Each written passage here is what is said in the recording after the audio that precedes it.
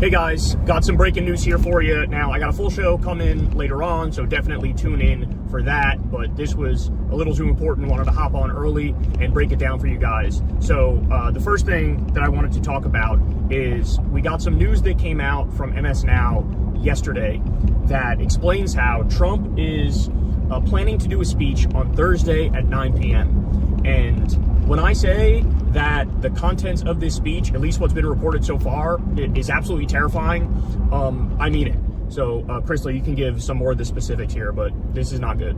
Yeah, so they're saying it's reportedly going to address, quote, newly declassified intelligence reports related to foreign interference in the 2020 election. So going back to the rigged election, the big lie nonsense from 2020.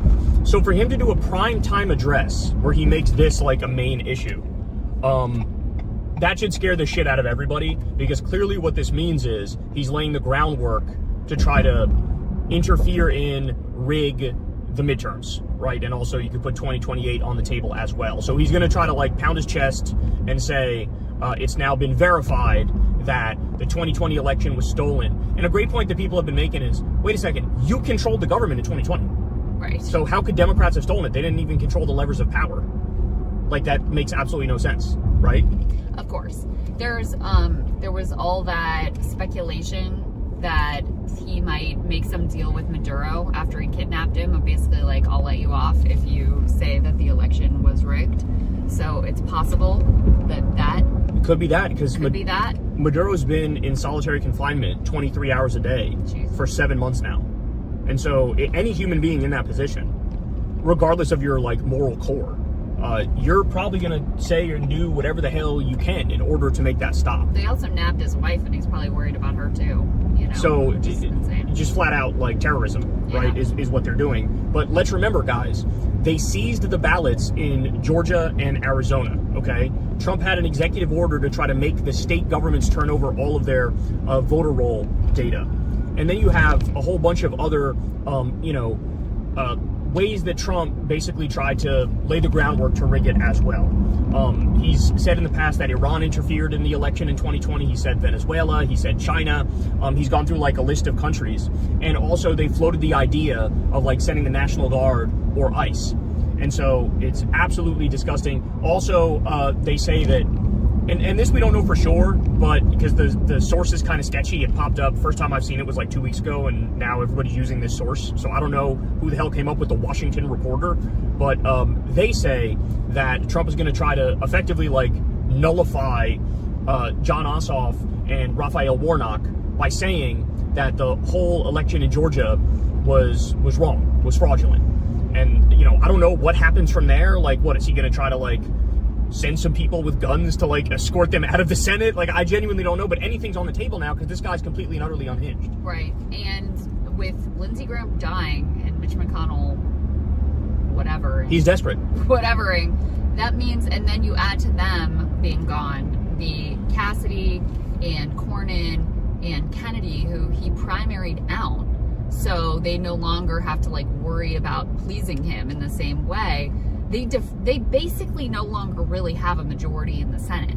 So even if, they were thinking about putting his other election rigging plot, which is the Save America Act, which he's obsessed with, and Lindsey Graham was at the forefront of pushing, they were thinking of putting that into a reconciliation bill so it could be passed with a 51 vote majority. They no longer have a clear 51 vote majority for anything. So yeah, I think he's desperate. I also think he's desperate to change the channel on the Iran war, which continues to be an utter and complete disaster. So how do you do that? You have to do something insane, which this is, that grabs people's attention. And, as it is increasingly clear, the midterms are going to be a disaster. He's got to create some sort of a justification for a national emergency that allows him to seize more power to try to screw with the results. I do think there's a small chance that this reporting is a diversion, and what he's actually announcing is a ground invasion of Iran, or taking Kharg Island. Possible. Or Keshem Island, or whatever the fuck. But there's a number of like oil important islands. Yeah. So I also think that's possible because they've done misdirection before in the past. Yeah. But either way, whether we're talking about Trump announcing a ground invasion of Iran, or we're talking about Trump trying to rig the midterms or 2028, either way, this is absolutely catastrophic, and this is truly an inflection point for the country. I know that everybody's beat down by the constant barrage of breaking news and insane stuff that happens on a daily basis, but the fact of the matter is, this could be the whole enchilada. This could be like the most important day for American democracy, not only in our lives, but in the history of this country moving forward. Yeah. Very, very troubling. All right, so we also have important news when it comes to the ICE murder that just happened in Maine. So, as you all know, last week it was Lorenzo Salgado Araujo who was killed. This man's been here for 35 years, raised a family. One of the kids is a teacher. The guy always preached the value of hard work. He was driving on his way to work, and he ended up getting murdered by a bunch of ICE Gestapo thugs. Well, now we had another shooting, this time in Maine, and it was a guy by the name of Joan Sebastian Guerrero. And he, I believe, was 35 years old. 26. Oh, I'm sorry, 26 years old, my bad. Go to the next tab there because we have more information on them as well. He was 26 years old. He was from Colombia, but he had work authorization, a social security number. He was likely an asylum applicant, but he's a legal resident of this country. And they ended up killing him. He wasn't even on ICE's radar. If you go to the next one, Crystal. He wasn't even on ICE's radar at all. They were apparently looking for somebody else. If you go to the next one as well, there should be some more information there. Read that for everybody. 3-year-old girl, reportedly the victim's daughter, on the scene when the shooting took place wearing her bluey pajamas. Yeah, so his 3-year-old daughter was with him. She also had a pink backpack, as there were some witnesses who reported on the bluey pajamas and the pink backpack. And she saw her father get murdered. If you go to the next one as well, there should be some more. Read that for everybody. Shirley Pingree, Congresswoman, tells reporters ICE agents were not wearing body cameras during the shooting in Maine this morning. They also were not wearing cameras during the shooting of Lorenzo Salgado Araujo, despite millions in dollars to outfit them with those cameras. So when you have a culture of impunity, this is what it looks like. When you basically don't arrest the killer of Renee Nicole Good and Alex Preddy, and you set this precedent that you guys can kill. I read this morning, ICE has now shot in Trump's regime, his second regime, they've already shot and killed 11 people, is what I read. I thought it was like 7 or 8. It's 11 people, is what I read. And also, I believe 53 have died in ICE custody in just Trump's second term, okay? When you set up this culture of impunity, there's allegations that they lynched a guy.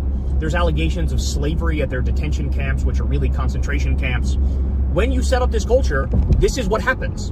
The second one ICE Gestapo thug pulled the trigger and murdered somebody and got away with it, then guess what? There's going to be more ICE people who murder innocents and get away with it. Because now you laid the groundwork, you laid the framework, you said, this is what happens. If you punished and threw the book at the people who did the murder, well, then it'd be a different story, but they didn't do that. In fact, they're shielding them and trying to protect them. So, is there one more tab there, or just go right to? Okay, read that for everybody. Oh, no, this is, I'm going to throw to this. So this is, I want you guys to take a look here. Rachel Maddow did a segment on this ICE murder, and in it you're going to see a bunch of the new videos that we have, and this is absolutely devastating. So warning before you watch it, it's heavy, it's serious, there's disturbing imagery, pictures, and videos, but here's what we have. Take a look. A car, right around that same time, slowly rolling, seemingly unhelmed, slowly rolling in a circle at an intersection where this happened in a town called Biddeford, Maine. The Bangor Daily News then published video, which I'm telling you, you may not want to see this. So if this is not the kind of thing that you want to see, you can look away now. The newspaper published this video on their website of what appears to be ICE agents pulling what appears to be the lifeless body of a young man out of that white Kia sedan that you just saw in that other footage going around in a circle in that intersection.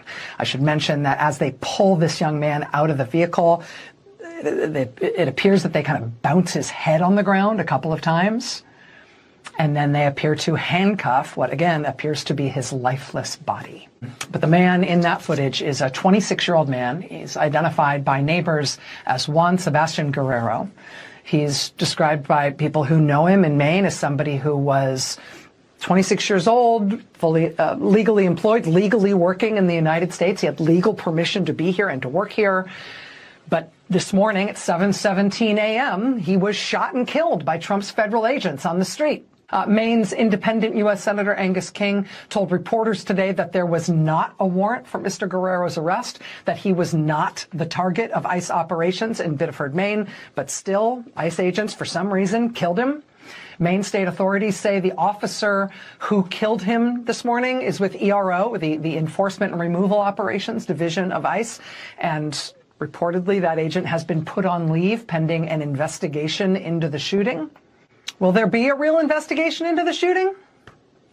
Senator Angus King and Maine Republican Senator Susan Collins and Maine Democratic Governor Janet Mills and most of the other sort of powers that be that have reacted to the shooting in Maine, they all keep saying the same thing, which is that they demand, or they at least want, or at least they might expect a full and independent investigation into what happened, a full and independent investigation. They all say the same thing. You know what happens typically when there's a full and independent investigation into something? I mean, I'm no expert, but seems to me like if you really got a full and independent investigation into a fatal shooting, one of the things you get is a crime scene, right? A cordoned off crime scene where you get law enforcement protecting the scene, keeping people away, keeping anyone or anything from contaminating the crime scene so they can do a full investigation. In Biddeford, Maine today, instead, what we got was this. See what's in the gutter there? That's this man's blood all over the street. And that's a concerned local resident overlooking that. Local residents today in Biddeford remarking upon that, remarking on the fact that this young man's blood is all over the street and flowing through their gutters, writing right next to it on the street in chalk, in big letters, "This is blood." And you don't see this at a typical crime scene, because typically, when there's a full and independent investigation of a crime, the scene where the crime happened is treated like a crime scene and protected. And still the same day as the killing, the Bangor Daily News published this photo of a street sweeper coming by, cleaning up around all that blood. A full and complete investigation. All right, welcome to the show, everybody. Hope everybody out there is having a great day. In just a second, Trump is panicking because the U.S. military is running out of money, according to the Pentagon. So we'll talk about that. Also, war updates. More people are now joining the war on the side of Iran.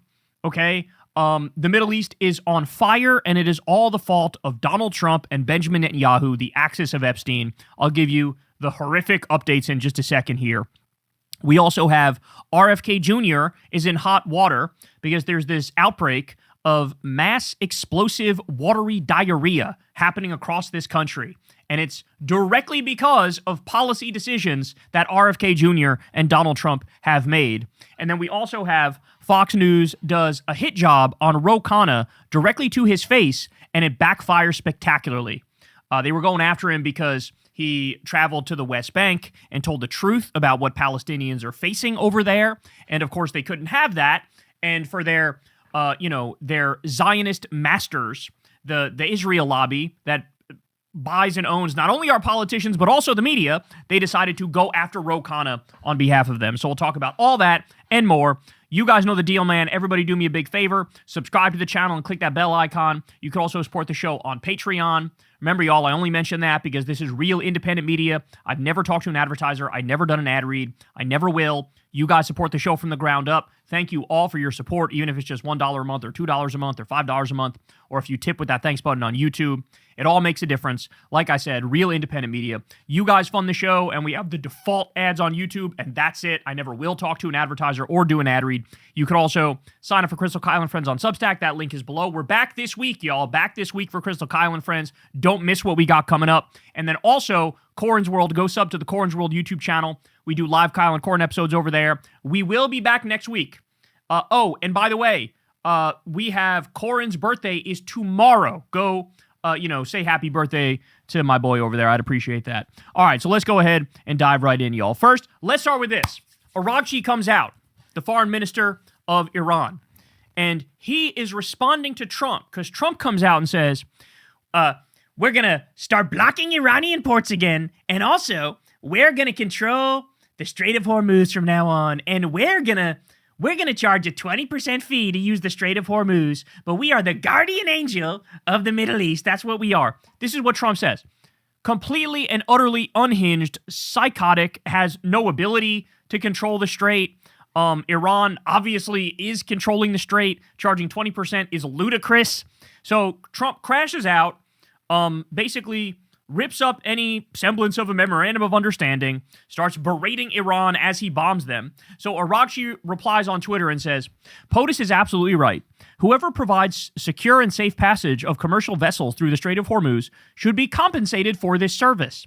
Iran has always been the guardian of the Strait and will remain so forever. 20% is, of course, too much. We will be fair. Bro, they are sunning the President of the United States of America. They are humiliating him day after day. They are running circles around him strategically. It is now embarrassing to watch what leadership does in this country. It is genuinely and sincerely embarrassing. I mean, I don't know how we're going to wash the stench of this regime off of this country. It seems like whoever the next responsible U.S. president is, it's going to take at least 8 years, maybe more, to just clean up the mess they created, never mind actually do new good things for the country. It's insane. So Iran, yet again, letting the U.S. know who's in charge. Let me show you this as well. The Hormuz letter says, breaking. 6 Houthi missiles have been fired from Yemen towards Saudi Arabia, targeting the Abha International Airport and King Khalid Air Base in Khamis Mushayit. This is the first major Houthi missile attack on Saudi Arabia in years and comes an hour after a senior Houthi official said Bab al-Mandab will also be closed like the Strait of Hormuz. This is how much Trump and Netanyahu fucked up, bro. This is how much they fucked up. Is that now we're in a much worse position than we were before because we're running out of oil. The strategic reserves are almost empty. And also, Yemen's Houthis got involved. And so now, not only are the Gulf Arab countries getting hit by Iran, but they're also getting hit by the Houthis. Not only is the Strait of Hormuz closed, now the Bab al-Mandeb Strait is closed as well. So even less oil on the international market and even less of a chance of getting a lasting peace because, yet again, what was proven is that you cannot trust the axis of Epstein. You cannot trust Trump. He's not good to his word. You cannot trust Netanyahu. He's not good to his word. So I don't see how this ends. I think what's coming is either the U.S. trying to take one of the Iranian oil islands, like Karg Island, or a ground invasion. And there seems to be evidence of that already. Okay, there seems to be evidence of troop movements and, getting people in position for such a thing. And now everything has spiraled out of control and all hell has broken loose. And I'm just watching in terror every day. Hormuz letter says, breaking. Senior Houthi official announces Bab el-Mandab will also be closed like the Strait of Hormuz. Oil prices will rise to $200 per barrel, according to Press TV. At the same time, Wall Street Journal opinion. Why we're dismantling the ICC, that's the International Criminal Court. America never agreed to a world tribunal that can override our own courts and the Constitution. Well, let me pause to say, Donald Trump is overriding his own courts. Donald Trump is overriding the Constitution. Okay? He's got some nerve coming out here to say, well, what about the courts and what about the Constitution? Tell that to your fucking boss, you closet case ass bitch. Tell that to your boss. How many? In the first 6 months of Trump being in office, he blew off 57 different court orders. He was told he can't build his Epstein Memorial Ballroom, and he's still building it. He was told by multiple courts not to do that. He's still doing it. The Constitution, we're going to talk about the Constitution when ICE is roaming the streets and shooting innocent people in the face. No due process, no habeas corpus, no warrant, no right to privacy. Fucking spare me. Now, what's the real reason? Well, as Sean McCarthy says, because it issued an arrest warrant for Netanyahu. That's why they're dismantling the ICC, because they issued an arrest warrant for Netanyahu. Midas Touch says, the Trump administration is panicking over potential war crimes prosecutions and is ramping up its campaign against the International Criminal Court. Secretary of State Marco Rubio published a Wall Street Journal opinion piece titled Why We're Dismantling the ICC, arguing that the Trump administration intends to dismantle the court brick by brick if necessary. In the piece, Rubio claims the ICC poses an existential threat to American sovereignty and warns the U.S. military personnel, Border Patrol agents, prosecutors, and other officials could face international prosecution. Let me pause there to say, good. Good. They should. ICE should face that sort of prosecution. Are you kidding me?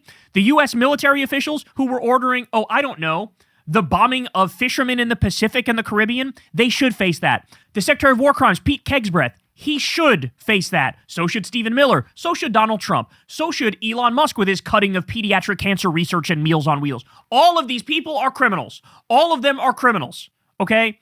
What he's saying is, be afraid of justice. Why would I be afraid of justice? I'm not shooting innocent people in the face. I'm not invading random countries and stealing their natural resources. I'm not building concentration camps and shoving immigrants in there. Why should I fear accountability? This is exactly what I want. If we actually give a shit about human rights and justice and rule of law, we would all cheer this on. Marco Rubio also criticizes past and potential ICC investigations into U.S. actions abroad and argues the court has become a political weapon against the United States. The article comes as the administration faces growing international scrutiny over its military operations and immigration policies, including calls from some human rights organizations and legal experts for investigations into whether international law has been violated. Rubio declares that the effort to dismantle the court is only the beginning. They're just going full Nazi, bro. That's what this is. They're going full Nazi. It's astonishing that they say these things out loud. Like, do you not hear yourself? The fact of the matter is, the U.S. armed and funded a genocide and sat back and watched in Gaza babies get blown to smithereens and people be starved to death by a terrorist rape state known as Israel. And now all you're doing is trying to save your own ass from accountability and justice. That's what this is. The U.S. military running out of money despite historic $1 trillion budget, according to NBC News. So Rolling Stone says the U.S. military is almost out of money, or so they say. Pentagon sources told NBC News that the military may start parking jets and turning off exercises. Oh no, not the exercises, if Congress doesn't give them more money.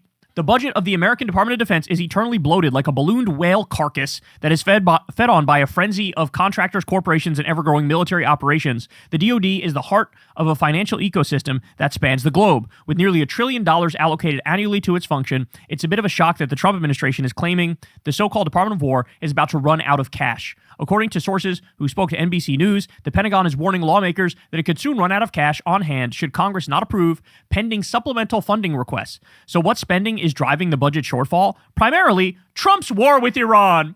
Please, Congress, give us more money. We have to carpet bomb more schools and hospitals. Oh, whatever shall we do if we can't murder more little Iranian girls? After initially claiming the war with Iran would cost roughly $25 billion, the total estimated cost of the war, which Trump put back in active gear on Wednesday, has ballooned to an over estimated $132 billion. Oh, would you look at that? They said, it'll cost $25 billion. Pfft, bitch, we were at that number after like 20 days of this shit. Okay? And now they say, $132 billion.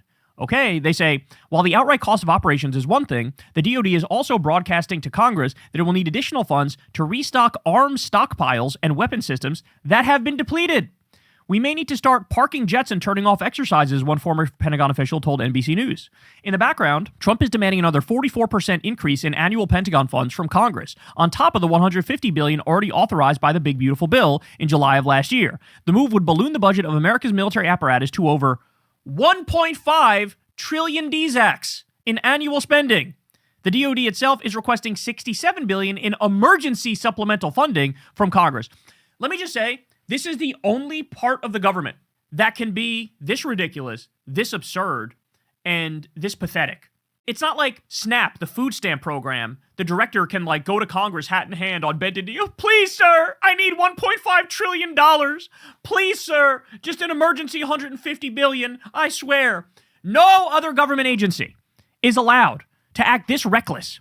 By the way, nobody even brings up the fact they failed 8 audits in a row at the Pentagon. They can't account for 63% of their money. You know what? We'll give you more money when you can prove where that other money went. How about that? How about that? How much of it has just been stolen? How much of it is going to Epstein-class executives who have yachts, and they have yachts inside of their yachts? Right? That's the question. The military-industrial complex is a fucking giant slush fund for the Epstein-class billionaires that run this country. That's what it is. Making outdated equipment that is not even useful with modern day drone warfare, and we're supposed to just, sure, loot the treasury some more. Are you kidding me? We don't have universal health care. We have millions of people without health insurance in this country. We have hundreds of thousands of homeless people, including homeless veterans. We're kicking people off Medicaid. We're kicking people off food stamps. And we're just supposed to turn off our brains, shut our eyes, and close our ears and go ahead, loot the treasury some more. It's a fucking sick joke. They say the demands have gridlocked congressional Republicans who are facing tough re-election bids in the upcoming midterms and are wary of dumping billions more into Trump's deeply unpopular Iranian quagmire. Oh no, it's not just a quagmire, it's a fucking war crime. But the president himself is escalating the pressure to comply. Quote, the War Department has never been hotter. We need to keep it that way, which is why when Congress returns, we must pass Reconciliation 3.0 with $350 billion for defense, plus the Save America Act. All right, again, so he wants a $1.5 trillion budget and another $350 billion on top of that for his illegal war with Iran. This is the same guy who said, I don't think about Americans' financial situation at all. It's the same guy who said, we can't afford daycare. We can't afford our safety net programs because we got a war going on. He's told you in roughly 17 different ways how much you can kick rocks and fuck off and die. And as all that's going on, he's like, give me all the money so I can turn into modern-day Hitler, even though I already am modern-day Hitler, okay? I am calling on House and Senate leadership to make this their number one priority and ensure that $350 billion in Reconciliation 3.0 moves out of the Budget Committee as soon as Congress is back in session. In a rare move, both chambers of Congress condemned the war against Iran via separate non-binding resolutions in June, despite widespread popular support, a clear lack of funds, and nausea from his own party. Trump refuses to bow out of the conflict. On Wednesday, during a press conference at the annual NATO summit, Trump declared that the barely there ceasefire and peace talks with Iran were over, and then, of course, we went on to restart the war. By the way, here's my thoughts. Fuck your non-binding resolution. How about a fucking binding one, Congress? I get your little virtue signal. Oh, I'm not sure I like this. Yeah, because an election's coming up. That's why you're not sure you like this. If you want to end it, end the shit. End the shit. Impeach the motherfucker. Do the 25th Amendment. Get this person out of power. It is completely and utterly unacceptable that this guy is still in power. They say the Pentagon's running out of money. They had $1 trillion budget. They can't account for 63% of their money, but they're running out of money, and we got to rush to give them more. At the same time, 18 million people just lost their Medicaid. Millions of people lost their food stamps. They cut back on pediatric cancer research and Meals on Wheels. Every single government agency and program that helps you out got slashed to the motherfucking bone, okay? You can't afford groceries. You can't afford gas. But, again, shut your brain off and just give all your money to go murder more innocent people. Just like we did with Iraq, just like we did with Afghanistan, just like we did with fucking Libya. How about no? How about no interest whatsoever? Hey y'all, do me a favor and like and subscribe. It helps out big time in the algorithm. Click the bell as well for notifications when videos drop. And watch that video on screen right now. You know you want to. So Trump has now escalated his war on free speech in this country and his war on the press in this country to nuclear status. Take a look at this from the New York Times. They say, Times journalists subpoenaed as Trump escalates pressure on media. The Justice Department is now seeking to compel testimony from reporters who wrote about the new Air Force One. The Times called the move a brazen act. So I saw people referring to this new, Qatari jet, $400 million Qatari jet that Trump took. They're calling it Air Fraud One, which I must say I do love. But I'm going to break this down for you in a second here. I'll show you what they say in the article. But the gist of it is, Trump is now subpoenaing New York Times journalists. He's issuing mass subpoenas to a bunch of New York Times journalists because the journalists were able to get their hand on information about the jet, and they reported it, right? When Trump was in Turkey, they were concerned that, Iran might attack our jet as we leave. So Trump had to leave like a different way or something like that. They reported on that, and now Trump is basically trying to fucking muzzle them and censor them and shut them the fuck up for doing their job. For reporting the truth. By the way, they're not even trying to say it's not true. They're just saying, we're going to subpoena you, and we want you to tell us your sources. Because God forbid anybody leak factual information. That's unacceptable. See, this is why he surrounds himself with loyalists and sycophants. Is he's trying to weed out any and all dissent, any and all independent thought. Anybody who coordinates with the outside world and tells the truth. He wants everybody to be a loyal little cuck boy, a little servant to him. No matter how much he lies, No matter how much he does the wrong thing, he wants people to cheer him on and only support him. So they say this. The Trump administration has issued subpoenas on Friday to several journalists for the New York Times after the news outlet reported this week on security concerns involving Trump's new Qatari-donated Air Force One. The subpoenas, which seek to force the reporters to testify before a federal grand jury in Manhattan on Wednesday, were an extraordinary escalation in President Trump's efforts to threaten and intimidate independent news organizations. In some cases, the subpoenas were delivered by federal agents who showed up at reporters' homes. The Times denounced the administration's actions. The appearance of federal law enforcement agents on the doorstep of news reporters should shock the conscience of any American who believes in the Constitution and the press freedom it protects, said David McGraw, the Times' top newsroom lawyer, in a statement on Friday evening. Our journalists report the facts and advance the American public's right to know how their government is operating and their taxpayer dollars are being used, Mr. McCraw wrote. This brazen act should be seen as nothing more than an attempt to prevent the public from knowing what is happening in their country by intimidating journalists from doing their jobs. The subpoenas contain few specifics, asking only that the journalists testify in regard to an alleged violation of federal criminal law. They were issued by Jay Clayton, the U.S. Attorney in Manhattan. Mr. Clayton, who leads one of the country's most prominent law enforcement offices, was recently nominated by Mr. Trump to serve as Director of National Intelligence. So you know this guy's an absolute psychopath. Representatives for the White House did not respond to inquiries on Friday evening. In a statement on Saturday, a Justice Department spokeswoman said that the reporters are not the targets. Really? Then why are you targeting the reporters? The reporters are not a target, which is why we've targeted the reporters. What? Quote, we value and appreciate the important role that the press plays in this country. Oh, I'm sure you do. But the DOJ also plays an important role to make sure that the people entrusted with our nation's secrets do what they're supposed to do with that information, said the spokeswoman, Emily Covington. She added, we recognize there may always be a natural tension there, but we are not going to ignore the law. That's literally all they do. The Trump regime, all they do is ignore the law all the time.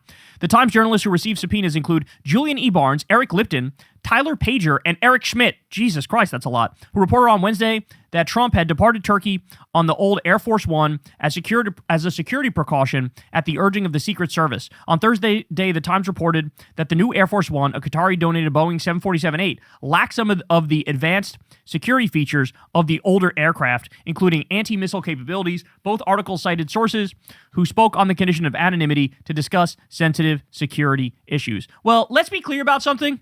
Trump never should have taken this fucking jet in the first place, okay? It's the most clear violation of the Emoluments Clause I've ever seen in my life. When you're president, you can't accept gifts from foreign governments. You can't do that. Trump accepted a $400 million gift from a foreign government in the open. And so now they're mad that they're reporting on the capabilities of that jet. Bitch, don't take that jet in the first place. Return that shit. It's astonishing. It's like if somebody steals a drug dealer's MDMA and then the drug dealer sues you for doing it. It's like, you shouldn't have had the MDA in the first place, bitch. That's the whole point, right? This is insane. How dare you report on this jet, which was illegal for me to take in the first place and that I shouldn't have? Fuck you. Fuck you. So, bro, again, add it to the list. Add it to the list. All right, so here's the full comment from the New York Times. They say, the appearance of federal law enforcement agents on the doorstep of news reporters should shock the conscience of any American who believes in the Constitution and the press freedom it protects. Our journalists report the facts and advance the American public's right to know how their government is operating and their taxpayer dollars are being used. This brazen act should be seen as nothing more than an attempt to prevent the public from knowing what is happening in their country by intimidating journalists from doing their jobs. And guess what? Ladies and gentlemen, that's exactly right. This is the same guy, the same regime that called to terminate all rules, regulations, and articles in the Constitution over his election loss. He has no interest in rule of law, in checks and balances, in letting the press do their job that they're constitutionally required to do.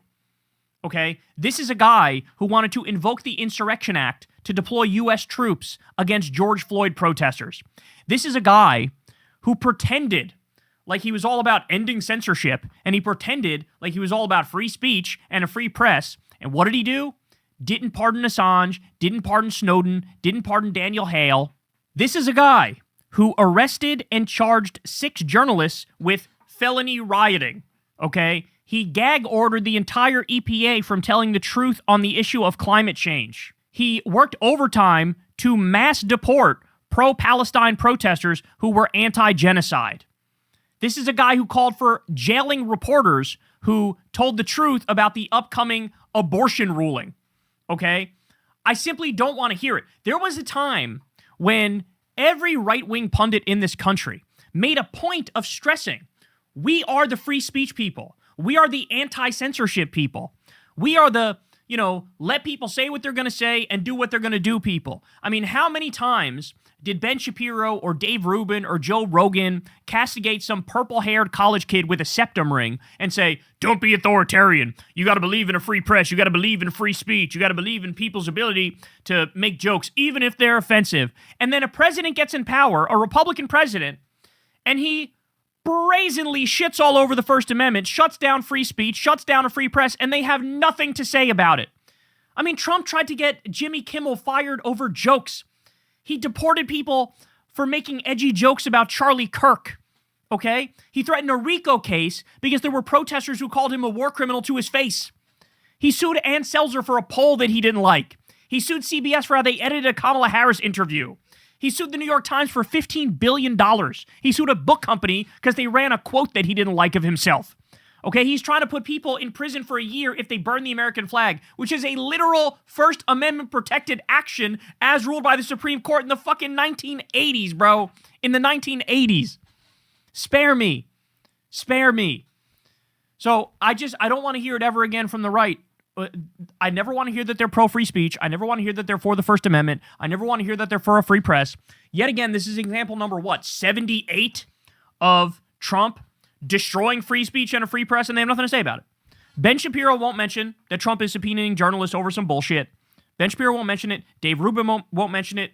Joe Rogan won't mention it. None of these people are going to mention it. And, people are gonna sit out there going, am I the one taking crazy pills? Am I the one that lost my damn mind? I don't know. It seems like this guy's super authoritarian, and all the people who said their main thing is being anti-authoritarian now dick ride this man into the sunset. They're just all such shameless, utter hacks, bro. They really are. There's no way around it. Hey, y'all, do me a favor and like and subscribe. It helps out big time in the algorithm.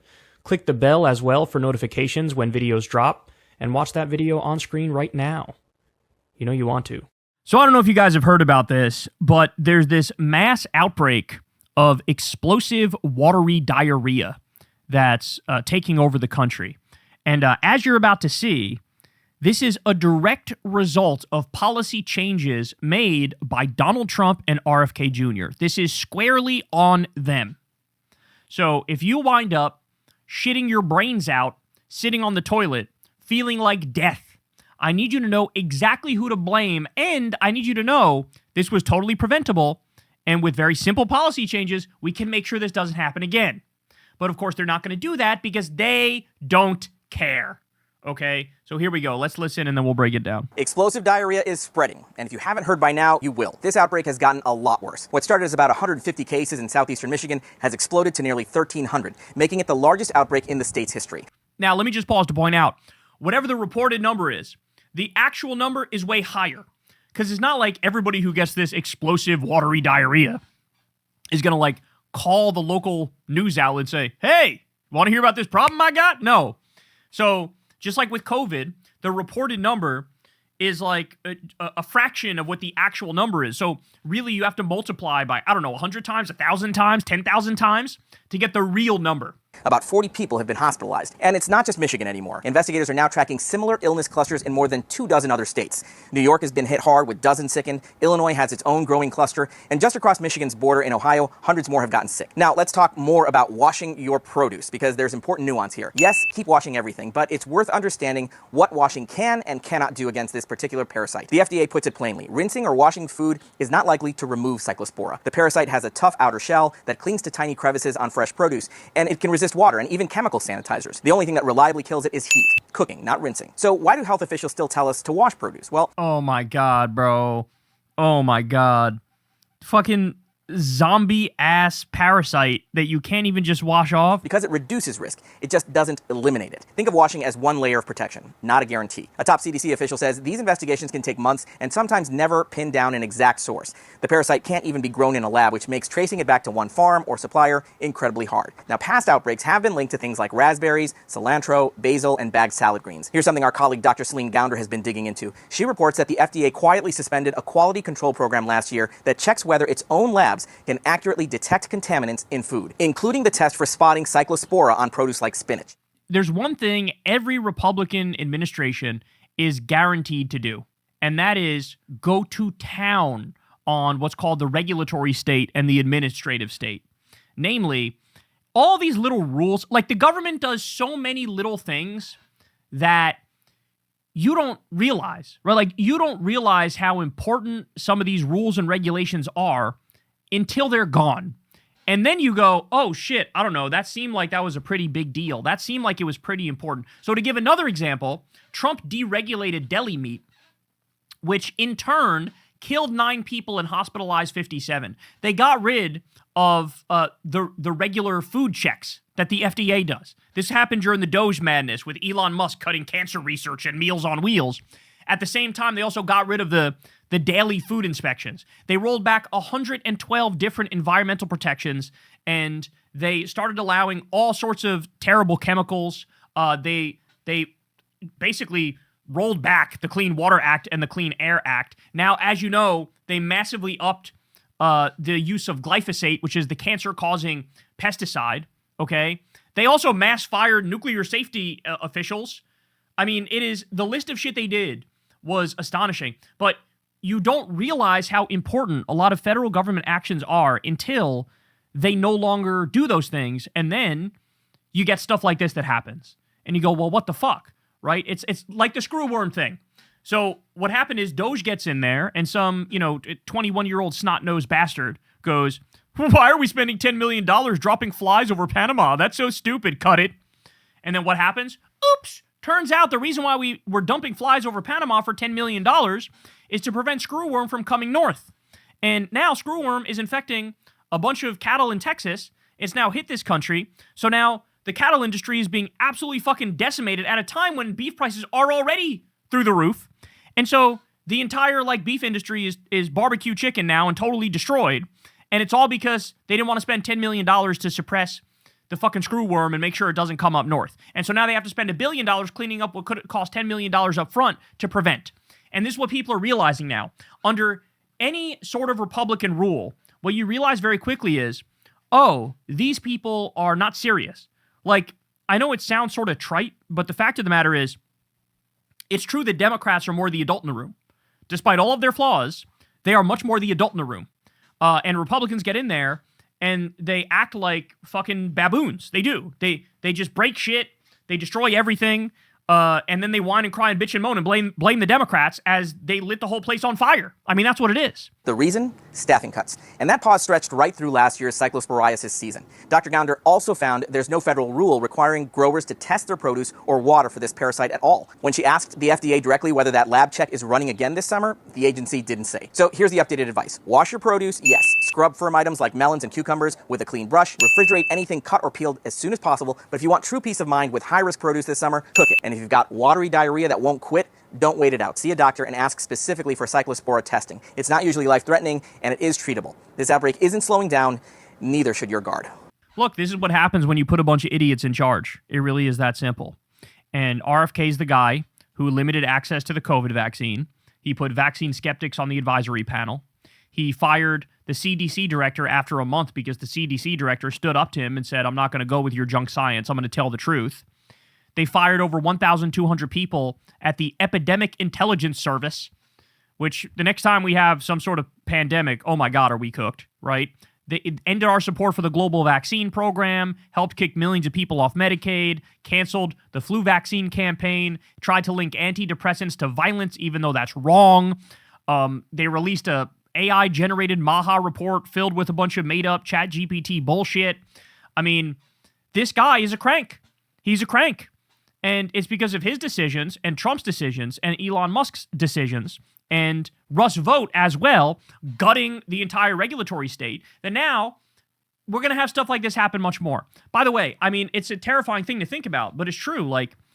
A lot more people are going to die young. I bet the age of death in this country, it's already started to come down, the average age of death in this country.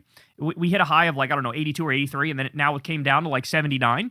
And a lot of that has to do with the fentanyl crisis, but it also has to do with COVID. I'm sure there's a number of things that go into it. But now, with Trump greenlighting the use of all of these known carcinogenic chemicals and deregulating industry and letting them run wild and pollute everything in sight. They're dumping fucking coal ash into our fresh water supply. Like, you look at this shit and you go, oh my God, our average age of death is going to drop even more. We're going to go from like 79 to fucking 72 within 5 years because they're just green-lighting all sorts of shit that gets us sick and makes us die, right? And the guy running Health and Human Services, this is an idiot who drinks methylene blue and takes testosterone even though he's fucking 70 years old, and he takes a peptide that makes his skin darker, and he eats roadkill, and he beheads a whale, and he cuts off a raccoon dick, and like, bathes in sewage. Like, this is, yes, it's a baboon regime. That's what it is. It's a baboon regime. Good luck to you and everybody listening, because I hope none of us have to deal with this fucking watery diarrhea issue, but methinks we will. Hey y'all, do me a favor and like and subscribe. It helps out big time in the algorithm. Click the bell as well for notifications when videos drop, and watch that video on screen right now. You know you want to. So James Talarico is absolutely hammering Ken Paxton and humiliating him day after day after day. Look, man, I think he's actually got a chance. I think he's got a chance in Texas. I know people have said that before and got their hopes up and been let down, but I don't know, man. This time feels kind of different. If it's a free and fair election, which is a big if, that's a big if, then look, it could happen, man. It could happen. So Talarico, as you all know, he's running on a message of Christianity, but he's on the left and he's a Christian, and he uses his Christianity to say, like, hey, let's give people health care. Let's tax the rich. Let's be against corruption. And it's actually low-key a brilliant idea because it taps into the religiosity of the people in Texas, but it redirects it away from hating gay people, hating trans people, using it for nefarious purposes, and it starts using the Christian instinct for good. Here he is. He did this press conference the other day, and he says, Ken Paxton just denied our public information request for the Hoffman files. Adam Hoffman, an admitted child molester, should be in prison, but Ken Paxton let him off the hook. Texans deserve to know why. We don't need any more Fredo protectors in our government. So here he is. It says, release the Hoffman files, obviously a play on the Epstein files. But listen to what he says here. We don't need any more pedophile protectors in our government. I filed a public information request to release the Hoffman files. Ken Paxton just rejected it. Adam Hoffman was a well-connected lawyer who abused an 8-year-old boy. He should be spending his life in prison. But instead, Ken Paxton gave him a sweetheart deal, letting him out of jail after just 29 days. He didn't even have to register as a sex offender in Texas. That's how good this Epstein-style sweetheart deal was. Ken Paxton should have to answer questions about this sweetheart deal. Journalists have called Ken Paxton. They've called his office. They've called his personal cell. They've found him on the street. He refuses to answer any questions on this sweetheart deal. And I think Texans deserve answers. And it's why we're going to keep fighting for transparency. It's why we're going to keep fighting to ensure that Texans get their questions answered about why a pedophile was let back onto our street after just 29 days in jail. Democrats keep giving Republicans a chance to prove that they're better than the devil, and they keep failing that test. And this is Talarico offering the same thing. He's like, hey, man, look, we're going to give you a chance. This guy protected a pedophile, gave him a sweetheart deal, didn't have to register as a sex offender, let him off easy. And are you better than that, Texas Republicans? Are you better than that, or will you all stand up, raise your hand, and say, I'm with the fredophile. I'm pro-fredophilia. And you know what? I think I know that answer. I think I know how Republicans are going to vote. Maybe you'll get 1% to 5% that decide to break ranks, but they're going to have to prove that they'll do it because they're still cheerleading for Trump. And Trump is Jeffrey Epstein's best friend, as everybody knows. So I love this angle. I love what he's saying here. Just hammering him, putting him on the defense. He probably won't even address it. But the fact of the matter is people will hear this and they'll talk about it and they'll know, what the fuck did Ken Paxton do? Oh my God, he's protecting pedophiles? Exactly like Trump, right? But I also need to play this again for you because of all the scandals involving Ken Paxton, and there's so many of them, you guys got to, somebody get this to the Talarico campaign, please. Somebody get this video to the Talarico campaign because he needs to see this and he needs to use this. Nobody else talks about this. But the fact of the matter is, you had Ken Paxton, when he was Attorney General of Texas, he went on Sloppy Steve Bannon's show, okay?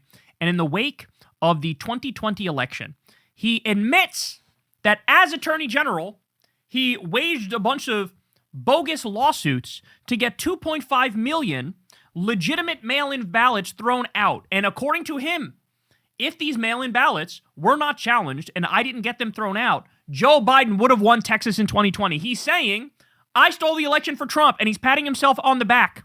He's saying he stole the Texas election in 2020 for Trump. Listen to this. Here we go. It's certainly critical to my state, and that's why we fought off these 12 lawsuits. We had them in Houston, we had them in San Antonio, we had them in Austin, we had them in the counties where you'd have the most liberal judges. And it was a concerted effort nationally with lots of money going into it.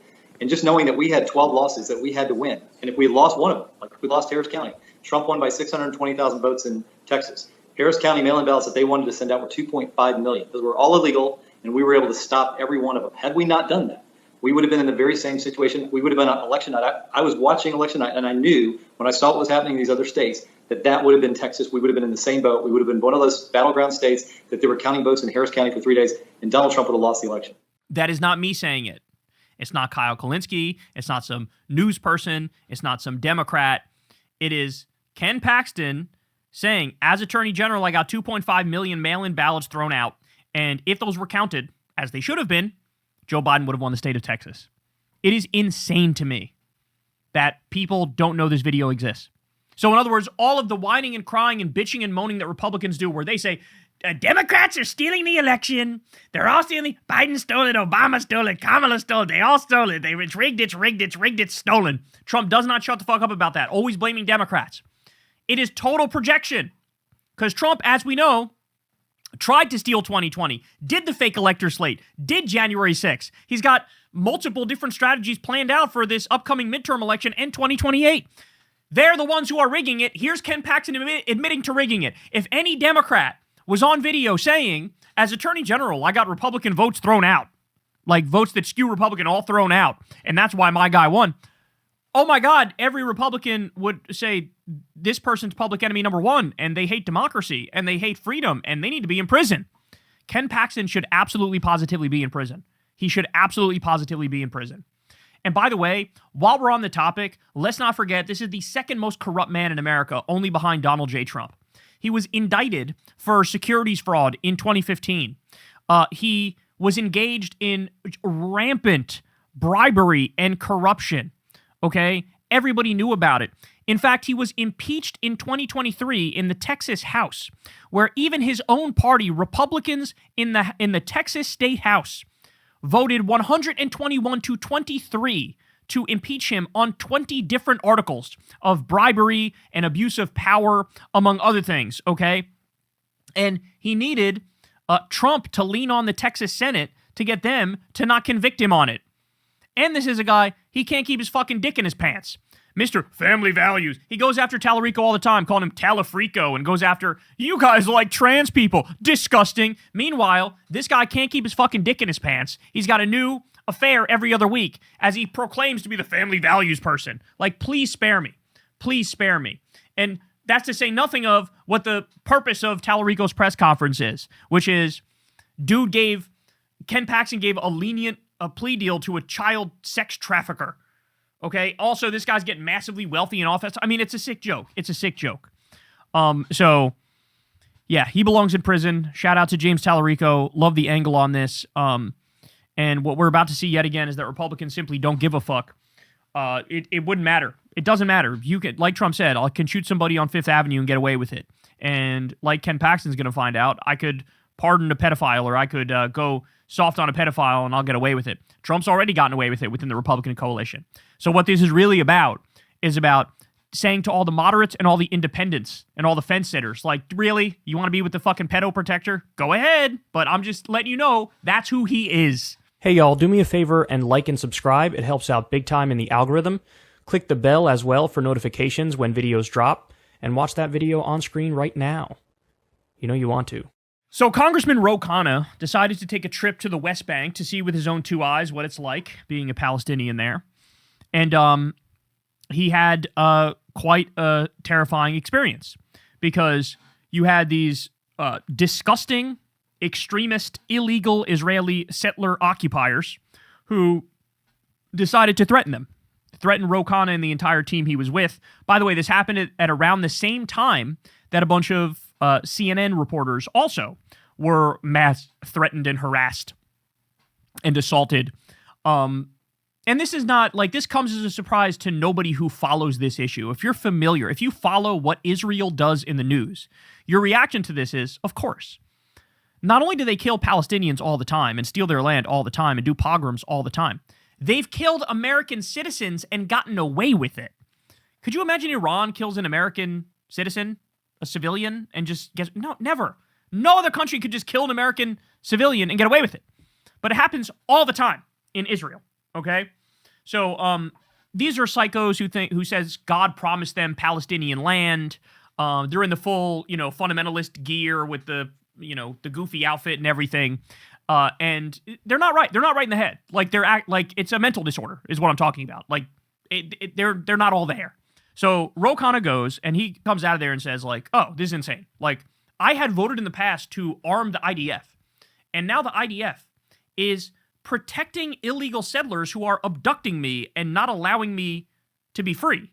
Like, I voted for these people to have the rifles that they're using against me, okay? So he had an enlightenment moment and said, okay, this has got to stop. This has got to stop. And so he goes on Fox News, and presumably he knows, like, okay, I'm going on Fox News. They're almost certainly going to do a hit job on me. And that's exactly what happens. So I haven't watched this whole thing yet, but I've seen a lot of talk about it on social media. Let's see how he handles himself. Here we go. Sir, did you really not know that going into a restricted military area guarded by local security forces was going to result in your entourage getting stopped?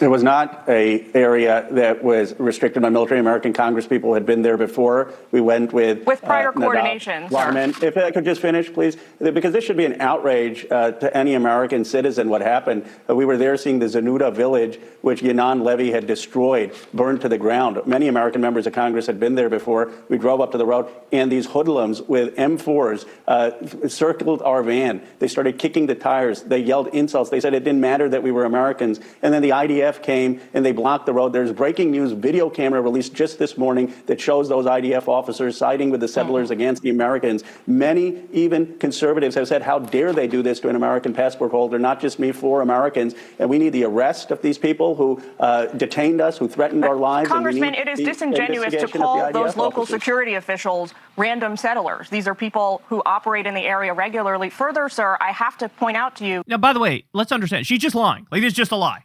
It is on video that you have the psycho, illegal Israeli occupiers, the ultra-Orthodox freaks, if we're being honest here. They are stopping Ro Khanna. The Israeli government admitted that it was settlers who stopped them. And then the IDF came in and backed them up. That's all on the record. And here they are obfuscating and trying to act like, oh no, you just didn't coordinate beforehand. And oh, this was the IDF and this is what they do. Fucking pathetic. You have a supposed U.S. media operation siding against a U.S. congressperson and with foreign terrorists. That's what this is. Other members of Congress have visited this area, but with prior coordination, we understand that your team did not do that. That's false. We had informed the Israeli embassy. The only reason our lives are saved is because of the excellent work of the American embassy.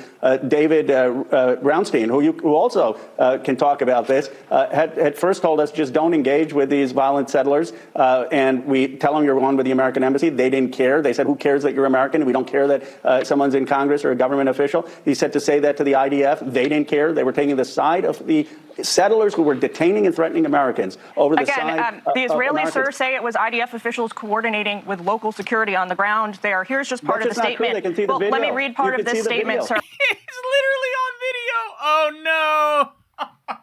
Oh no, they're so captured. Oh, they're such an op. I hope this is a wake-up call to anybody who takes Fox News remotely seriously. Bro, they're just beholden to the Israel lobby, just like all the fucking worst politicians in this country. That's what it is. That's what's going on here. I mean, they're also ideologically, I'm sure they're Zionists as well, but this goes deeper than that, man. From the IDF. Troops were dispatched to the scene to quickly disperse the Israeli civilians and the IDF sided with the settlers. Oh my days. Reopened the blocked road. The IDF soldiers operating in the area did not take part in blocking the road. People should look at the video. First of all, there was a New York Times photographer with us. There was journalists with us. There's a detailed account, but the people should look at the video. The video shows the IDF, 4 soldiers that are blocking us and detaining us. And the only reason we're safe, and I give incredible credit to the American Embassy career folks, David Brownstein, he called someone senior in the Israeli government, and finally, 75 minutes in, they sent police force and then the violent settlers left and the IDF left, and they let us through. And it was because of his efforts that American lives weren't lost. But the reality is that this is a unprecedented, illegal detention of Americans. Well, here's the American ambassador in the United States. Take a quick listen. I want to get your response. In terms of Khanna, we reached out to him when we heard he was going to Israel, the Israeli embassy here in Washington. A U.S. ambassador to Israel. I thought the U.S. ambassador to Israel was Mike Huckabee. So I don't know who this guy is. We suggested he visit with survivors of the October 7th massacre, that he visit the borders so he understands the issues that we have on our borders. He ignored that, and he decided to coordinate his trip not with Israel, but with Palestinian activists and with J Street, which is a anti-Israeli government advocacy group here in Washington. Sir, why did you not coordinate with Israel on this, knowing they're staunch allies of the United States, knowing the recent history of the October 7th massacre, and most importantly, why did you decline to meet with Jewish survivors of the Hamas terror attacks on October 7th? The ambassador is lying. We did inform Sir, his at a certain point, if everybody is lying, you have now said the ambassador is lying, the IDF is lying. Yes, they are. Oh my God, I can't. Are you telling me the people with the track record of lying about everything are lying some more? Bro, relax, calm down a little bit, man. You're going crazy, dog. Oh my God, the gaslighting is off the fucking charts. It is off the charts. I can't. And who is this D-tier ass random bitch that nobody fucking heard of? Did you come straight from AIPAC? Is that what they did? They went to AIPAC and picked out some rando and said, you, come here, you're going to do the hack interview for us. Nobody even knows who the fuck you are. And all of a sudden you're grilling a congressperson? By the way, have you ever seen media people grill any politician about anything that matters like this?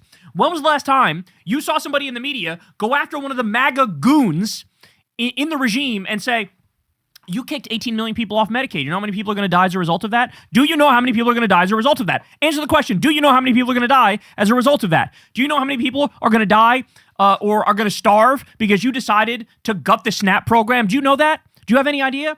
Hey, do you know what the $1.5 trillion you want for the military budget, what that could be used on here at home? Do you know how many amazing things could be bought with that? Never in a million years. But, are you saying the Israeli government is lying? You mean the fucking terrorist genocidal rapists? Yes. Not only are they lying, they lie about fucking everything. Everything. They live streamed a genocide and an ethnic cleansing, and now you expect us to take them seriously at their word? Oh my God, this is fucking boomer slop. That's what this is. You have to be a boomer with an IQ of 68 to watch this and, they sure got him. He's a Democrat. Everybody is lying. Sir, you have now said the ambassador is lying, the IDF is lying, the U.S. Embassy is lying. Oh, I love Khanna. He's so like, are you serious right now?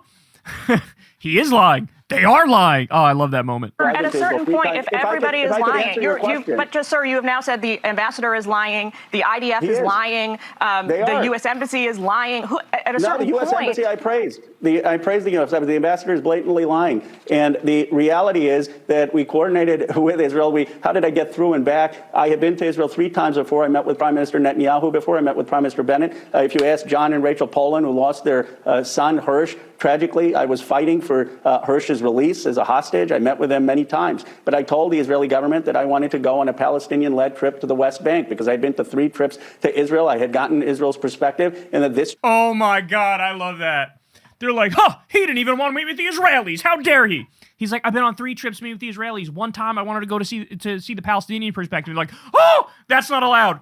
You support October 7th. I am done, bro. I was going to go to the West Bank for a Palestinian-led look for 3 days. They knew that. And the point is that just because an American politician wants to get the side of Palestinians, that does not give Israel the right to have violent settlers detain Americans with a passport. That gives Israel the right to have IDF detain us. It's not just me. I mean, Tucker Carlson and others have said that this is outrageous. By the way, he could have been killed. I'm not just saying that either. He could have been killed. You know what? Somebody made this point online. They said this is getting very close to People's Temple territory. You know what the People's Temple is? That is the name of the so-called church that Jim Jones was the head of. And Jim Jones is the guy who famously, you know, the phrase like, oh, are you drinking the Kool-Aid? That's about Jim Jones, who famously got his followers, his disciples, to drink Kool-Aid laced with cyanide, I believe it was, but it was some sort of poison. And they all committed like mass suicide. And famously, there's documentaries on this. You can check them out if you haven't. But famously, there was a congressperson who flied to, I believe, the People's Temple. They went to Guyana in the middle of nowhere and built their own little like town, right? And so a congressperson goes, all right, I got some of my constituents are there now. They moved there, and people want me to check out, make sure everything's on the up and up, and that it's not some crazy ass cult. And so he flew there, and they ended up murdering the congressman. When he was leaving, he was getting in the plane to leave, and they end up like basically bum rushing him and killing him. And it's a famous incident of a congressman getting killed, thinking he was just going on some regular ass trip to like, do some fact finding or whatever.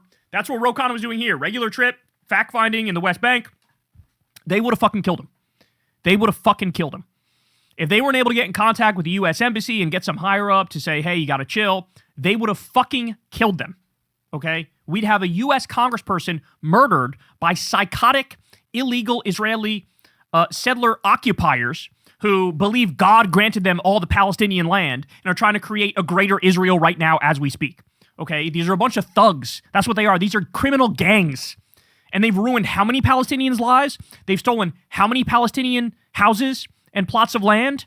I mean, these are people who, like, set on fire fucking olive groves just so that they can ruin a Palestinian's livelihood before they kick them off their land. I mean, this is disgusting. And you have Fox News defending this every step of the way. To have IDF detain us, it's not just me. I mean, Tucker Carlson and others have said that this is outrageous, that this is happening to an American citizen. I've traveled to China, I've traveled to Saudi Arabia, I've traveled all over the world. Never has this happened to American passport holders. And you may disagree with me on my ideology, but as Americans, we should make it clear, no country I should don't be able to disagree with you on your that way. ideology, sir. I have no skin in this game. It's a question of following the facts here. It's a question of... We're just trying to follow the facts, which is why I'm shitting on every single fact you bring up and saying it's a lie. Listening to official statements from the government there. It's also the reality of going into what was a restricted area without any prior coordination. That was just false. We gave Israel a heads up, and Haaretz, the Israeli paper, said that the Israeli government is wrong. The oldest paper. And all I want people to do is watch the videos. They came out today. We have, sir. We have. And we've been playing them all throughout the segment, too, so that our viewers can see There's a new video that came out. There's a body cam video for 1 minute and 30 seconds by an Israeli citizen, Nadav Wyman, who came out, who shows that the IDF... we will take a look at that too, sir. We will take a look at that. But thank you for taking time. Cutting him off. Sorry, dropping too many truth bombs here. This morning. Thank you. And every American should be outraged with what happened. They are so out over their skis, bro. This is why they're so desperate, and this is why they're trying to shove into the must-pass NDAA that provision, which basically merges together the U.S. military and the Israeli military, U.S. intelligence and Israeli intelligence. They're trying to merge them together to get their tentacles permanently in the U.S. government so that when a president in the future tries to break up with them, they can't. It's the same thing that Peter Thiel and Palantir are doing. We got to stop this shit by any means necessary. Because these people are evil. These people are straight up evil. I've never seen anything like this in my life. And the shit they get away with, you want to talk about impunity. Again, no other country in the world could get away with 1/100th the shit that they get away with. And it's time people acknowledge that, start telling the truth, and we get some real change on this front, and we start representing the American people and breaking up with Israel, cutting off the money, cutting off the weapons, and arresting their fucking war criminal government, and arresting all these psychotic illegal settlers who are committing crime after crime after crime. People have said to me, like, well, how are you supposed to, like, there's so many illegal settlers there. Like, how are you supposed to get rid of them? And it's like, well, I don't know. If you just upheld the law, they'd all be arrested, right? Like, if you just cared about the actual law that's already on the books, these people would be arrested. They're a bunch of fucking roving gangs of criminals. So, yeah, uphold the law. I don't know what you want me to tell you. That doesn't seem radical. That seems like common sense. The radical position is let them keep committing crimes. Because what's next now? They already, threatened and detained a U.S. congressperson. They're going to murder one next. That's what's going to happen. Should we wait for that or act now? Hey y'all, do me a favor and like and subscribe. It helps out big time in the algorithm. Click the bell as well for notifications when videos drop, and watch that video on screen right now. You know you want to. All right, guys, so the Derpy MAGA virgin known as Nick Shirley, he, of course, has been basically thrust into the limelight because J.D. Vance and a bunch of right-wing think tanks decided to strategically push a total hack bullshit fake video that he made, which is supposed to, blow the whistle on the Somali fraud in Minnesota. Well, come to find out, there's lies, half-truths, omissions put in there.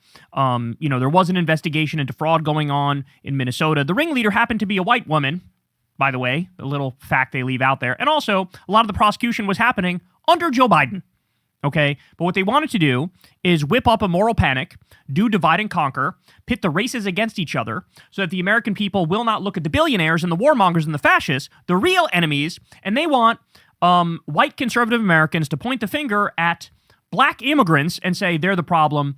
We need to kick them the fuck out of the country. That was the whole purpose of making Nick Shirley into this phenomenon, trying to basically make him some right-wing version of Michael Moore. No disrespect to Michael Moore, who's the fucking goat. This guy's a derpy little fucking twerp-ass virgin low IQ bitch. But anyway, so he was doing this event, and shout out to this guy. There's a guy by the name of Brian Shapiro, who's a left-wing host. And he decided to go to this Nick Shirley event and basically call him on his bullshit directly to his face, okay? And basically says to him, like, oh, you supposedly care so deeply about fraud. Why have you said fucking Dickie McGeezax about Trump's fraud? Why have you said nothing about Trump's fraud and Trump pardoning like the worst white-collar fraudsters all across this goddamn country? You've said nothing about any of that. Watch his cranium implode in on itself with his inability to answer this question. Here we go. Hi, Nick. We met at AmFest. I agree with you. Fraud is bad. Doesn't matter what they do. How you doing, Nick? Fraud is bad, right? Doesn't matter what the color of your skin is. Doesn't matter where you are.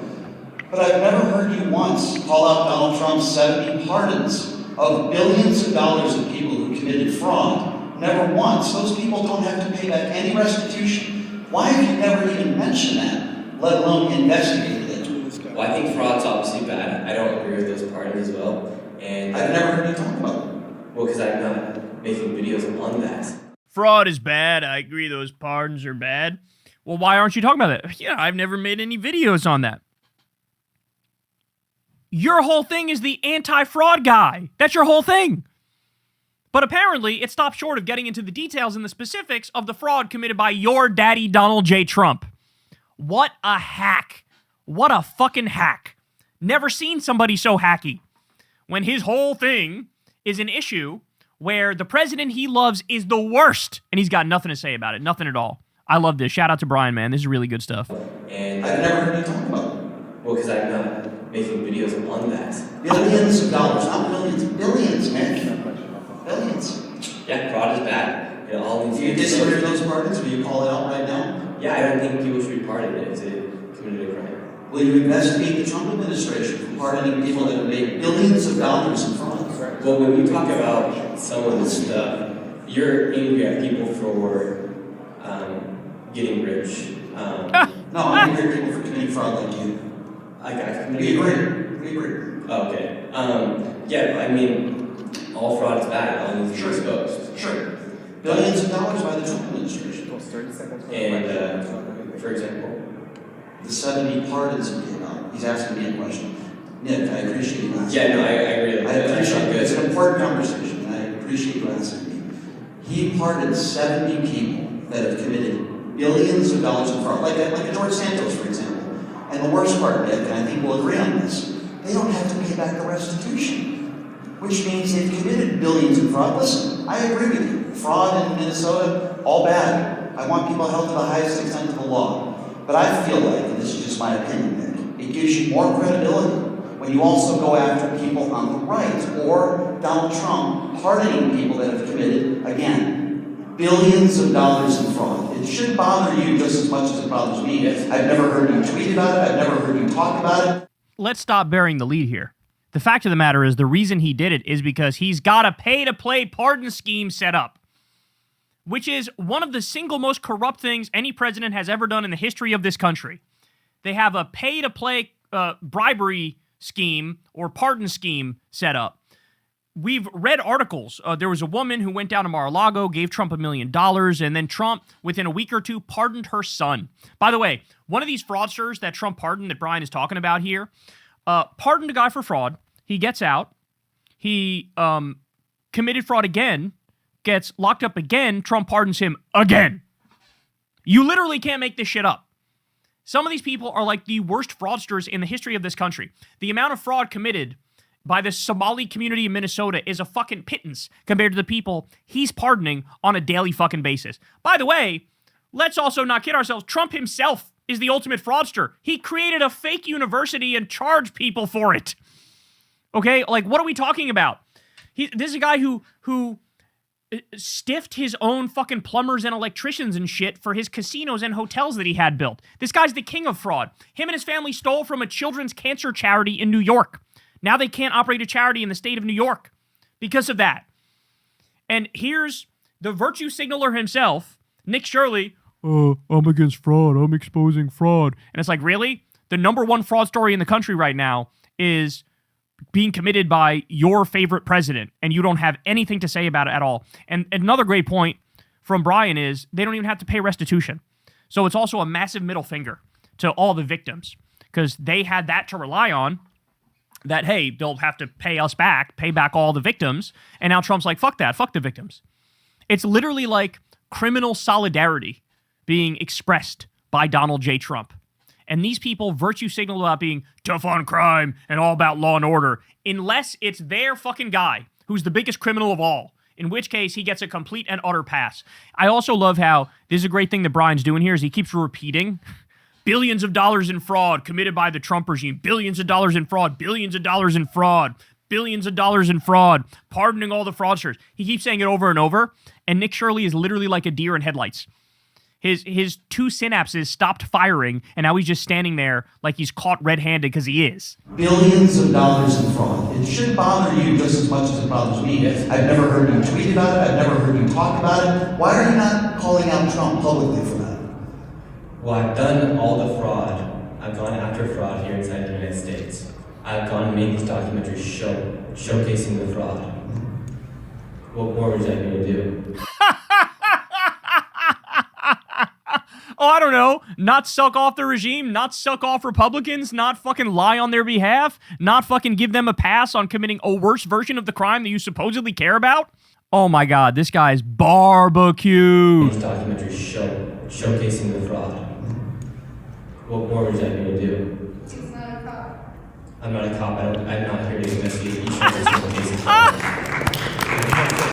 He's getting the room full of anti-fraud people to cheer. I can't stop all the fraud. I'm not a cop. What, do you expect me to expose the fraud? I'm not a cop. Weird, you weren't saying that when you were exposing the fraud of the Somalis in Minnesota. Now when it comes to exposing the Trump regime, you got nothing to say. Nothing at all. Oh, well done, Brian. Listen, bro, here's just some. People convicted of fraud who received pardons from Trump this year. Jason Galana's $200 million fraud. Joseph Schwartz, $38 million scheme. Lawrence Duran, $205 million Medicare fraud billing. Carlos Watson, $60 million investor scam. Trevor Milton, $20 million plus investor losses. Todd and Julie Chrisley, $30 million bank fraud. Devin Archer, $60 million bond fraud scheme. George Santos, multiple fraud cases, $44,000 to $1 million. Michael Fiore, or Michelle Fiore, charity fraud. Brian Kelsey, campaign finance fraud. Scott Jenkins, bribery and fraud scheme. Paul Walzak, $10 million plus tax fraud. Adriana Camberos, counterfeit fraud operations. Again, the reason why he pardoned all these people is because he was paid to pardon them. Okay. Also, let's remember, it actually is, there is an element of this that is like criminal solidarity because Trump himself was found liable in civil court for tax fraud, insurance fraud, and bank fraud as well. So, and this, again, this is just a little taste, bro. This is just a little taste. So where's your fucking 2-hour documentary, Nick Shirley, getting into all the details and all the specifics and all the inner workings of the fucking criminal syndicate known as the Trump regime? It's not coming. It's never going to happen. And the reason is because you're a partisan hack. and you were fraudulently boosted in an astroturfed way by J.D. Vance and right-wing think tanks into being, I'm the new gonzo journalist of our time. No, you have the IQ of a fucking dead antelope, and it's exposed when you get the tiniest amount of pushback. Remember when he flipped out at Andrew Callahan and went after him? Because Andrew Callahan, like, interviewed him and then just tightened it up and got rid of the uhs and the ums and the pauses and stuff. And this idiot goes out there and he's like, he was changing things I said and making me look worse. No, the fuck he wasn't. You just are an idiot. You're an idiot, and you were crashing out over nothing. The fact of the matter is, you're not a persuasive talker. You're not intelligent. You don't make good points. And so that comes across. And so Brian Shapiro showed that perfectly here. You had nothing to say in response that was remotely coherent because you know you were caught red-handed. You know you were caught speeding, and there's no way out. Hey y'all, do me a favor and like and subscribe. It helps out big time in the algorithm. Click the bell as well for notifications when videos drop, and watch that video on screen right now. You know you want to. So I don't know if you guys have seen this, but this looks like something straight out of a horror movie. Actually, it sort of vaguely reminds me of the Snakes on a Plane movie. Remember that? My reaction to that was the same as most people when they walked out of the theater. It was like, that was better than I thought it would be. I went into that movie thinking this is going to be the dumbest fucking movie. It's going to be stupid. I'm going to be, tuned out within 30 minutes. And I walked out going, that was more fun than I thought it would be. So shout out Samuel Jackson and the Snakes and everybody from the Snakes on a Plane movie. Anyway, I'm off topic here, but this looks like something out of a horror movie. 900 snakes in floodwaters, basically like riding the wave of the flood into a town in rural China. And this is like something out of a nightmare, dog. Like, this is crazy. Those are all snakes. Those are all snakes right there. Those are all snakes. It looks like some fucking Loch Ness Monster type shit. By the way, now I know why people thought the Loch Ness Monster was real. It was snakes, putting their head up out of the water. I didn't know. Me and Crystal looked it up after seeing this video. Did you know that every single fucking snake knows how to swim? Did you know that? I had no idea. I thought the majority of snakes had no idea how to swim. Apparently, they all know how to swim. Guys, that's literally like a gaggle of venomous snakes. These are not Loch Ness monsters. This is snakes floating around. What the fuck? I don't know about y'all, but I'm running as far away from this place as humanly possible if I happen to live here. I'm gonna show you one more time. Look at that. That's terrifying. And that's a venomous snake, bro. These aren't like garden snakes that are fucking harmless. Look at this. Those are all snakes. Those are all snakes. Oh my fucking days. Oh my days. Look at this. Oh. It's unlocking new horrors that we didn't know were a thing. We didn't know was a possibility. Yeah, man. I don't know. And then I wonder how many people actually got attacked. But this is bizarre. This is some bizarre shit. Here's another video. Let's see this one here. Oh my god. Oh my god. Oh no. Oh, it's like rushing them, bro.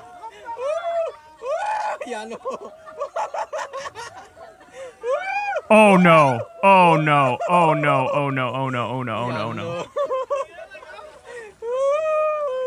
That guy's got balls the size of watermelons, dog. What the fuck? He just grabbed that bitch right out the water. Look at this.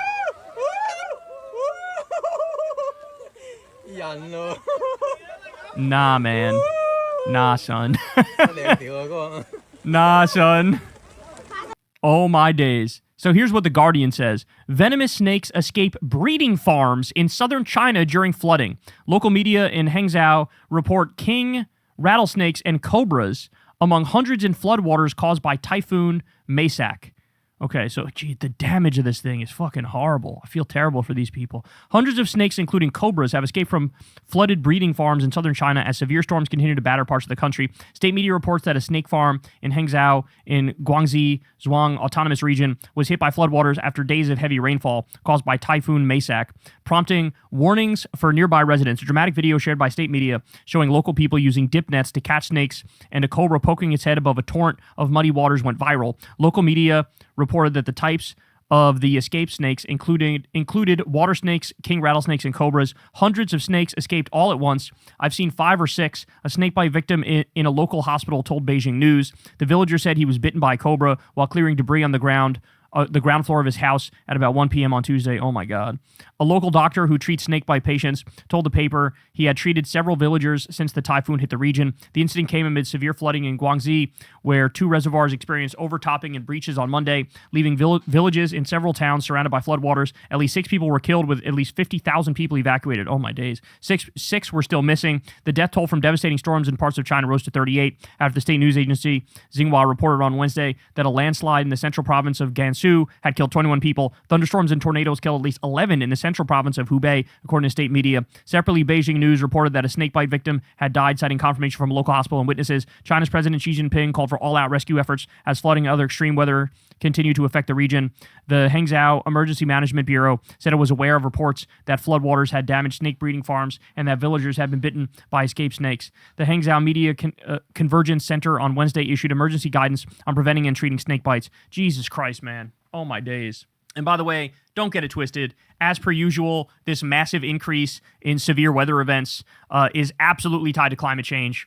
And we're seeing an increase in droughts, an increase in famines, running out of water. There's going to be wars over water soon. We're seeing things off the charts. This super El Nino, which is now bubbling right now, you have the temperature of the water is at a record high. Last time we had an El Nino, a very strong El Nino, a super El Nino, was in like the 1880s or 1890s. It led directly to the death of 50 million people because of droughts and famine.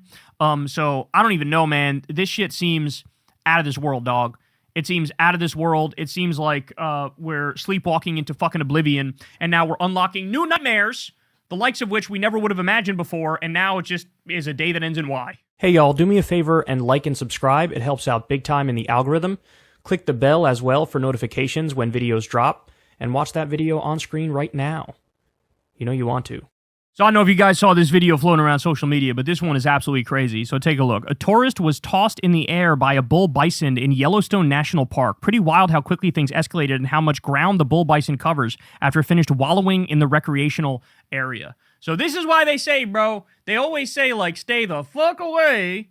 When you see these things, don't tempt fate. Don't get close to them. Don't be fucking with them. Don't try to feed them. Keep your distance and keep it fucking moving, right? And you're about to see why that is, because this is, whoo, buddy, this is a rough one.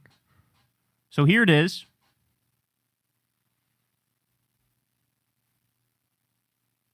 So you see these 2 people walking out here in the distance? So this, right now, it sort of looks like it's chilling. Guy's taking a picture of it. That's going to be the guy, by the way, so prepare yourself for that. Now he's rolling around. See, right now is where I would start to low-key panic in my head right here. Because it's like, okay, now it's acting kind of weird. What is it, in heat? It looks like ornery. It looks kind of angry. You see this white pickup truck drive by, and that seems to be the thing that sort of triggered it. And now look, it's running after these guys. They're like, oh shit, what's going on? Oh my God. And now, oh my God, now he's literally like running in circles. Oh my days. Look at this. Oh no. So running in circles. This is like some Looney Tunes type shit. The guy, oh my God, let him in your car, bro. Oh no. Oh no, no, no, no, no. Now, he's fucking, dude is lucky low-key that the thing didn't come and trample him some more, right? Like it just hit him once and then kept him moving. But look at this again, bro. Running in circles. You see the car in the background looking at this going, holy fucking shit. Damn, if he could only like have reached into the... oh my God. Holy shit. Holy shit. He was up in the air like nobody's business. And the thing is, when I first saw that a dude got hit by a bison in Yellowstone, my initial thought was like, I'm gonna click the video and dude's gonna be doing some dumbass shit. Right? Like, dude's going to be fucking with him or trying to feed him or whatever. But you click the video. No, he was minding his damn business. He was walking in the distance. He didn't think anything of it. He took a quick picture. He kept it moving. He was at least 100 feet, maybe 200 feet away from this fucking bison. And then the pickup truck randomly set the bison off, started charging him, and he was desperately trying to get away. Like, he didn't do much wrong, bro, if anything at all. And the bison just fucking attacked. And apparently, by the way, that is rare as fuck. Rare as fuck. But the bison attacked. Dude was, I mean, the height that this dude got, bro. Did you see the height that this man, like, look how high he is. Look at how high he gets in the air on some Looney Tunes shit. Look at this. Look at this. Oh, my days. Look at this. Look at this. Are you fucking kidding me? You have got to be kidding me. Are you kidding me? Minimum, like, multiple broken bones, you know, punctured lung. Like, and dude looks kind of old, little bit overweight, right? And the bison just murks him and then just stands there and looks at him. I would love to see what happened, like, if this video continued. I'd love to see what happened. Did the bison just, like, walk away after a while? Or because he could have trampled him to death right here. Fucking crazy, man. Absolutely crazy. All right, so here's what BBC says. A bull bison reportedly weighing 2,000 pounds sprinted towards an elderly man, ramming him with his head and knocking him into the air in Wyoming's Yellowstone National Park. Viral footage of the incident shows a boy and his grandfather snap a picture of the bison as it lays in the grass before the massive animal jumps to its feet and chases after them. The man, who has been identified by U.S. media, 65-year-old Carl Isom McDaniel, sustained multiple injuries and was described by witnesses as in a lot of pain. He was sent to the hospital, according to the New York Times. The National Park Service has not released any information about the attack. The BBC has asked the NPS for comment. Quote, bison may appear tranquil, but these large animals have injured more people in Yellowstone than any other animal. They can run 3 times faster than humans, making it very important to give them plenty of space. The NPS advises Yellowstone visitors to remain at least 25 yards from bison at all times, to never approach a bison to take a photo. He was more than 25 yards away, dog. No doubt about that. The incident occurred on Friday evening at the Bridge Bay campground near Yellowstone Lake in the final hour before sunset. Isom McDaniel and his grandson appear a good distance away from the animal as their walk slows to a halt and they raise their cameras to take a picture. The bison then repeatedly flops on its side in an agitated fashion before hopping to its feet. A white truck slowly approaches the scene, but after the bison charges the truck, the driver speeds off. The animal continues forward, leaving a cloud of dirt in his trail as it barrels toward Isom McDaniel and his grandson. The pair try to evade the bison by running through a thicket of trees, but the animal eventually caught Isom McDaniel. The bison hooked him with his left horn on his hip, oh my God, and tossed him in the air. Mike McLeod, who recorded the incident, told the Cowboy State Daily, a local paper, he made a perfect flip and landed on his side. He was in a lot of pain with his leg, and otherwise he was conscious the whole time, in good spirits, joking. Oh my days. Summer is the busiest season in Yellowstone, according to the NPS. Nearly 60% of annual visitation occurs solely during the months of June, July, and August. July happens to overlap with the animal's mating season. I knew it. I knew he wasn't heat, this motherfucker. The peak breeding period when testosterone levels among bulls are heightened. Jennifer Barsfield, the scientific lead at Colorado's Laramie Foothills Bison Conservation Herd, said that's really going to drive their behavior, and they're going to be potentially more unpredictable than at other times of the year. Barfield said her team stays away from bison during mating season, except for when making observations from the safety of a vehicle. For those on foot, she said, it's always good to keep in mind that 25 yards is a minimum distance for safety. Yeah, they were more than 25 yards away, bro. They were, without a doubt, they were more than 25 yards away. No doubt about it. I don't know, man. That's fucking crazy. I knew it was some mating season shit. These animals lose their goddamn mind during mating season. All that bison is thinking about is bison pussy. That's all that's on that bison's mind, little mind, is bison pussy. And rolling around all pissed off and shit, trying to get this nut off. Sees some old dude walking in the distance, is like, how about I charge at you and fuck you up? How about I flip you 17 feet in the air like on some Looney Tunes shit and you land on your hip? It's a miracle he's not dead. It's a miracle he's not dead, because apparently after the bison flipped him, he was like, that's enough. He could have trampled him to death. They could have trampled him to death. So, man, I don't know, man. It's kind of wild to me to just... The fact that there could be a bison standing there and everybody in the park is like, yeah, there's a bison. I feel like we should probably treat them in the same way we treat lions or tigers if you see them in the wild, right? Like, no, you need to be in a vehicle and you need to be at a safe distance. Like, to be walking out there on your own without a car in sight that you can hop in, I don't know, man. I don't know. And I don't know. Like they said, July being mating season, to me, that's the culprit. That's the main culprit. But, I don't fuck with nature like that. The funny thing is, I am a nature guy. I love nature. I love being outside. I love fucking, soaking in the sun and shit like that. But I'm not the type to, like, let's do some Steve Irwin type shit.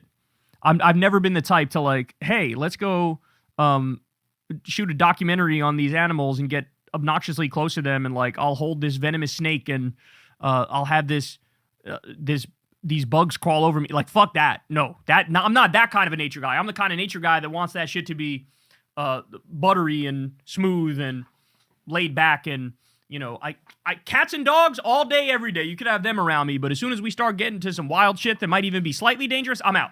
No interest in that whatsoever. I'm out. So anyway, hope the guy makes a full recovery, but goddamn, that's a wild ass video. All right, y'all, that's the show. Love y'all very much, man. You guys know the drill. Everybody subscribe to the channel. Click that bell icon. You can also support the show on Patreon. Sign up for Crystal Kyle and Friends on Substack. Go sub to Corin's World as well. We'll be back next week for Corin's World. All right, I love you guys, and I'll see you tomorrow. Peace. Hey y'all, do me a favor and like and subscribe. It helps out big time in the algorithm. Click the bell as well for notifications when videos drop, and watch that video on screen right now. You know you want to.